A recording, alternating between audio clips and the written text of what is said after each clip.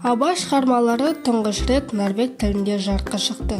Бұл осы мемлекеттегі Қазақстан елшілігінің тәуелсіздіктің 30 жылдығына тартуы. Хакімнің қара сөздері мен таңдамалы поэзиясын норвег тіліне аударған тәжік-норвег жазушысы, әдебиет танушы Лютфия Бабиорова Серкел Форлаг баспасынан 1500 данамен басылып шыққан құнды еңбек Норвегия кітапханалары мен кітап дүкендеріне таратылды. Аудио нұсқасы да жазылған.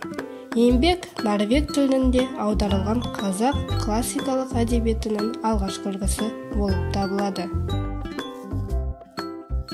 Егемен Қазақстан кітапханасы сериясымен ел және елбасы жинағы жарық көрді.